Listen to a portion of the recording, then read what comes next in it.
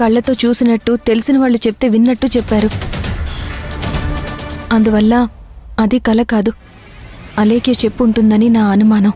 సరే, ఒకవేళ తను చెప్తే ఏమవుతుంది? బాధపడింది నువ్వు కదా, ఆ బాధను ఎలా తీర్చుకోవాలో ప్రయత్నించు. వెళ్దాం పద.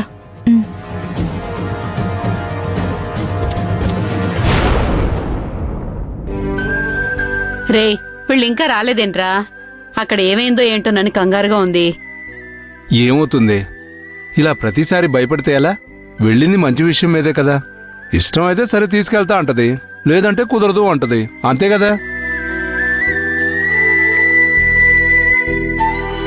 అవునమ్మా, మనం అంత భయపడాల్సిన అవసరం ఏం లేదు.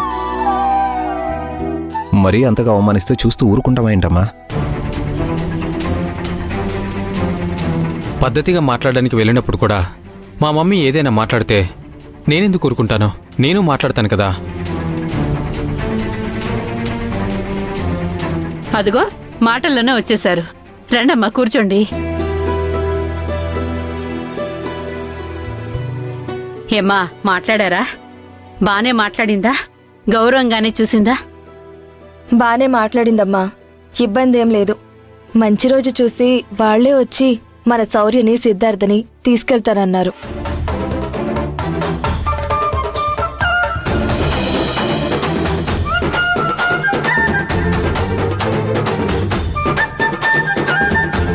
మీ అమ్మ ఇందాకటి నుంచి వాళ్ళు ఏమంటారో అని కంగారు పడుతుంది.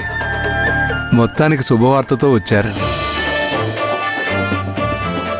నిజంగానే తీసుకెళ్తానని చెప్పిందా అక్క? అవునరా, ఇంతకు ముందులాగా తన మాటల్లో ఏమీ అహం కనిపించటం లేదు. ఎంతైనా కొడుకు కదా, కొడుకుని దూరం చేసుకోవడం ఏ తల్లికి ఇష్టం ఉండదు కదా.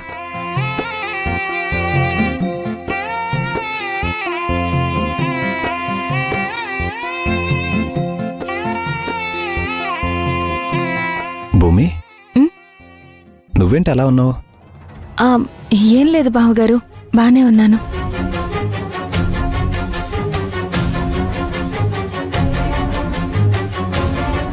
అక్క శుభవార్త చెప్పింది కానీ నీ మొహంలో సంతోషం కనిపించట్లేదు. నిజం చెప్పమ్మా, నిజంగా పద్ధతిగా మాట్లాడి పంపించిందా, లేకపోతే ఏదైనా? అయ్యో, అదేం లేదు మావయ్య గారు, బానే మాట్లాడారు. తప్పకుండా వచ్చి తీసుకెళ్తానని కూడా చెప్పారు.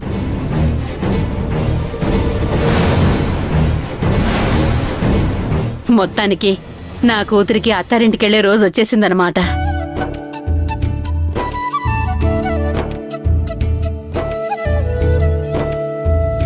మా మమ్మీ ఒప్పుకుంటుందని నాకు తెలుసు. ఎన్ని రోజులని నాకు దూరంగా ఉంటుంది? మిమ్మల్ని దూరం చేయాలన్న ఆలోచన మాకు కూడా లేదు. అలానే మా చెల్లిని అత్తారింటికి పంపించకుండా ఇక్కడే ఉంచాలన్న ఆలోచన లేదు. మా అక్కలాగే మా చెల్లిని కూడా మా కళ్ళ ముందు పెట్టుకోవాలని మాకు ఆశ ఉంది. కానీ నువ్వు ఇబ్బంది పడుతున్నావు కాబట్టి పంపక తప్పట్లేదు. అయ్యో, ఇబ్బంది ఏం లేదు బావగారు. మాకు అర్థమవుతూనే ఉంది. అందుకే అక్క, భూమి వెళ్ళి మాట్లాడొచ్చారు.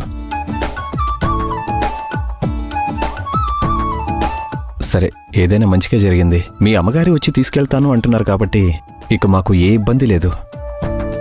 మా చెల్లికి చీర సారె పెట్టి సంతోషంగా పంపిస్తాం.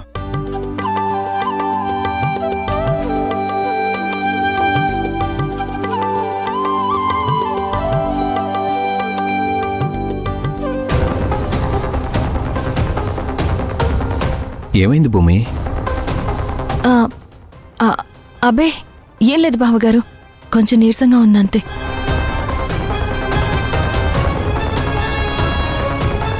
ఎండలో తిరిగొచ్చింది కదరా, నువ్వు వెళ్ళి విశ్రాంతి తీసుకో. భూమి, మాధవ తీసుకెళ్ళరా. భూమి పద.